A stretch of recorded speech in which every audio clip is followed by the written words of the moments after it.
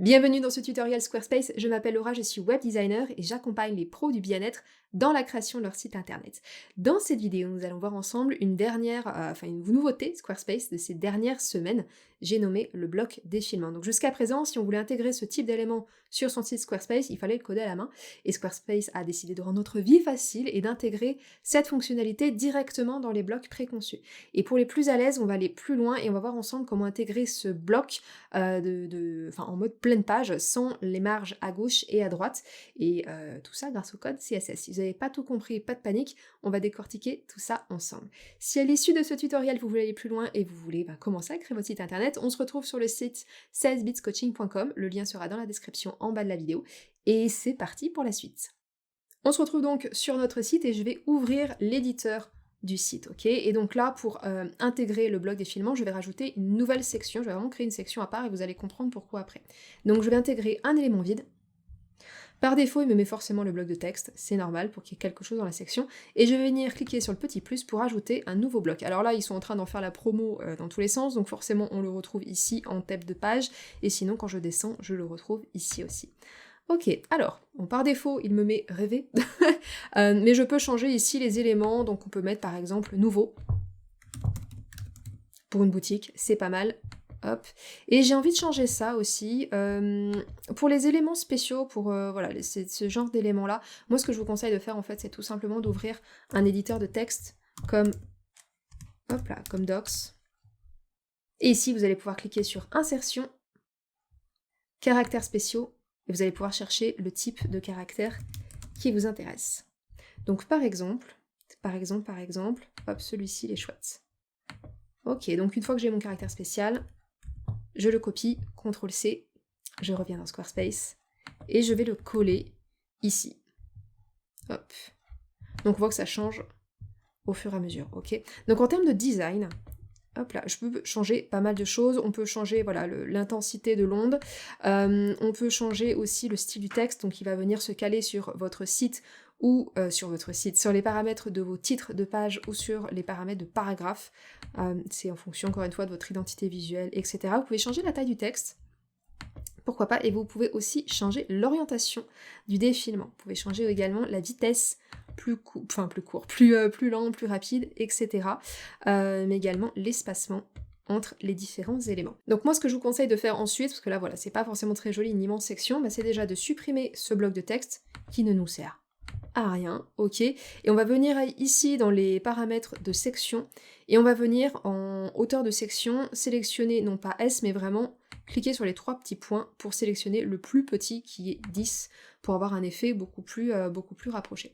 Donc ça, c'est si vous voulez intégrer un bloc de défilement de façon standard sur votre site Squarespace. Donc maintenant, pour ceux qui veulent aller plus loin et qui sont un petit peu plus à l'aise avec leur site, on va créer une nouvelle section, et on va voir comment intégrer ce bloc, et cette fois en façon pleine page. Donc je vais refaire exactement la même chose, hop, je vais rajouter un bloc défilement, on va laisser comme ça, c'est pour l'exemple, on va pas forcément, allez on va changer, non, on va le laisser comme ça.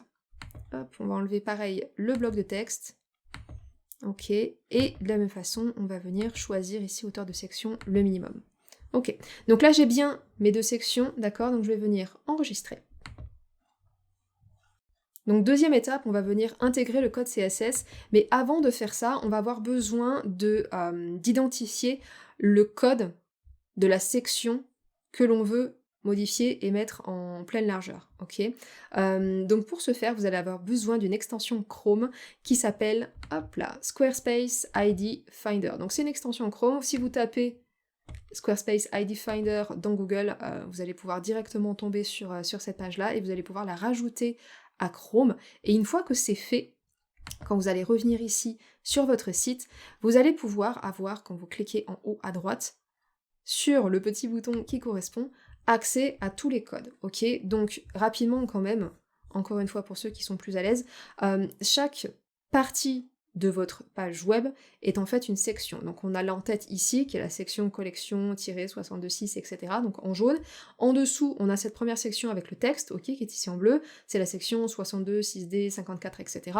Et en dessous, on a la section 62, 6, E, etc. pour nouveau, Et ensuite, on a une autre section 62, E, 880, etc. pour rêver. Et en dessous, on a la section 62 des 553 avec les produits. D'accord? Donc là, la section qui nous intéresse, sur laquelle on veut travailler, c'est celle de rêver, donc c'est bien celle-ci. Donc, on se garde ça dans un coin, vous pouvez d'ailleurs d'ici, enfin, vous pouvez déjà le copier et mettre, pourquoi pas ça, dans un bloc de type bloc-notes, et on va garder cette information au chaud. Donc maintenant, pour intégrer le code CSS, je vais aller dans Design, CSS personnalisé. Et par simplicité, je l'ai déjà collé ici, ok? Mais on voit que il ne sert à rien puisqu'il n'y a rien qui se change, d'accord? Donc ce code, vous le retrouverez dans la description en bas, en dessous de la vidéo. Vous pouvez vous contenter de copier-coller ce bout de code, ça fonctionnera. Mais ce que vous voulez faire ici, comme vous pouvez le constater, c'est changer la référence de la section à laquelle ce bloc de code va s'appliquer. Et c'est là où on veut venir à nouveau récupérer le code, d'accord? Donc c'est bien celle-ci, la section rêver. Je vais copier dessus tout simplement, cliquer dessus, pardon, pour la copier, et je vais venir ici la coller, donc CTRL-V. Ok.